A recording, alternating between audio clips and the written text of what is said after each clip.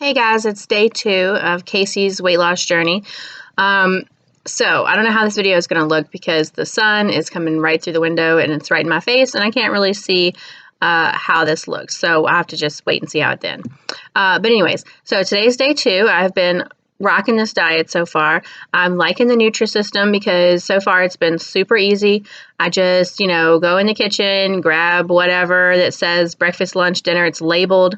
I don't even have to really even read what it is. Just grab one that's the right meal for the right time of day, go sit at the table, eat it, I'm done, moving on. I can get a lot more done in my day, so I don't have to worry about meal prep and counting and measuring and all that. I can just move on. So I really like that about it so far. Today was my second day back at the gym, and I figured I would share with you guys a couple of tips to get the most out of your time at the gym, because I see a lot of people making these small mistakes all around me at the gym. I mean, everybody has their own gym experience. There's really no mistake. You're at the gym, great. I mean, that's the important thing, that you are there and you're doing it. But there's a lot of ways that you can shorten the amount of time you have to stay at the gym and get the same results, as opposed to some people like to go and be there for an hour and a half, 2 hours. You should be able to get your workout done within 1 hour. And the way that you can shorten your workout and get the same results is, if you like to listen to music, your iPod, your phone, have that music ready to go before you go to the gym, so that you're not like picking another song in between each rep. I see a lot of people sitting around looking at their phones or their iPods, picking the next song, and they're spending way too much time doing that, and their heart rate is going down. So you're not getting the cardio workout that you could be getting if you just had all your music on a playlist ready to go and you didn't stop in between and play with your phone so much. Also, be aware of the people around you at the gym, what machines are already taken, so that when you're done with the machine you're on, you can immediately go to the next empty machine. So a lot of people will have a workout routine in their mind that they want to do, and if someone's on the machine that they need, they will stand there and wait. Number one, it's kind of rude for the person that's already on the machine. They feel like you're trying to rush them, and that's not really cool. And then also, again, you're standing there and letting your heart rate go down. You see, when I'm working out, I really hate cardio, like sitting on the treadmill for an hour. That's not my thing. It gets really boring for me. So I usually start off with about 15 minutes on the treadmill or the bike or any of the cardio equipment. And then I move on to my resistance training, my weightlifting, things like that. Now, if you keep the time in between your reps and in between machines, if you keep that down, you're not only going to finish your workout quicker, but you're going to maintain your higher level heart rate throughout your workout, instead of sitting around in between and letting it go down. By doing this, you're going to burn a lot more calories. You're just going to be more engaged at a higher level during your workout if you're not sitting around so much. Also, the best tip I can give anyone for your treadmill workout is, I cannot run. I know a lot of people that like to run on the treadmills. I'm terrified of running on a treadmill. I always feel like I'm going to fall off or fall and hit my face on the machine or just something crazy, because I have no balance and running is not for me.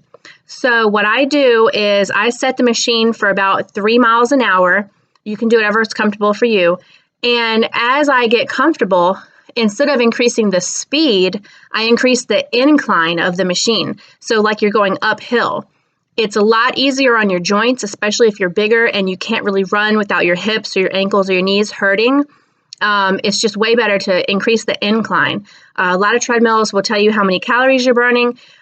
Just for the fun of it, one day, go in there, set your speed to something comfortable, even 2 miles an hour, and increase your incline and watch how many more calories per hour that you're burning just by increasing the incline. Your heart rate will go up, you'll start to sweat, but you don't have any of the impact that you would get on your joints if you were running.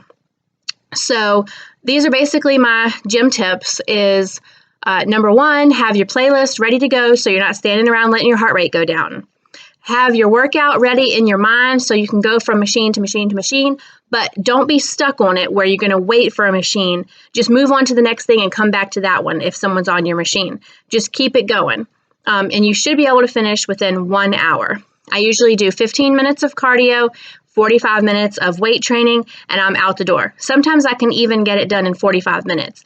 And 45 minutes to an hour is a lot easier to squeeze into your day than an hour and a half to 2 hours. And just by being prepared before you go, it really cuts down on the amount of time that you have to spend there. So you want to be ready to go, keep your heart rate up the whole time you're there. And also, one huge thing I almost forgot to mention that I've seen a lot of people, especially beginners at the gym, even women or men, they will try to lift the heaviest that they can lift, especially on the machines where it's not the deadlift, but it's, just the weight machines. So I'll see them and they'll put the weight on something that's really high, and they'll be able to do it maybe 5 or 6 times, and then they have to stop.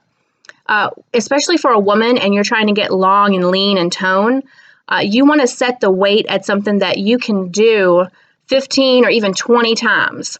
I usually go for 20 reps. I'll do 3 sets of 20. So maybe that's not the most weight. Maybe it's not impressive to the person sitting next to me on the next machine how much I'm pushing. But I know I can do it 20 times. And I know I can do that 23 times. And you slowly increase the weight from that point. But unless you're trying to actually be a bodybuilder and build huge muscles, you don't need the really heavy weight. You just need to be consistent and do high reps for multiple times. If you want to do really high weights, what I like to do, especially for the leg press machine, I love having really strong legs. So I'll do the lighter weight and I'll do the 3 sets of 20, and then I'll do 10 extra at the highest weight that I can and slowly build up on that. But you definitely want to get the high reps in so that you can get long and lean and tone, and you don't want to bulk up unless that's what you want to do. But also when you go to the gym, it's not a competition. Just go in there and do you. Don't compare how much you're lifting, how many reps you're doing, how sweaty you are, how tired you are, how exhausted you probably look. Don't compare that to how other people are doing on their journey, because everybody's exercise, weight loss, health journey is totally different. Everybody's at a different stage, a different point. Some people are on day 1, some people are on day 1,000. So just go in there and do you and get it done and get out of there and move on with your day. Don't let it consume your whole life. So that's day 2, gym tips. And I hope you guys get something out of this video, and I'll be checking in with you guys later. Thanks.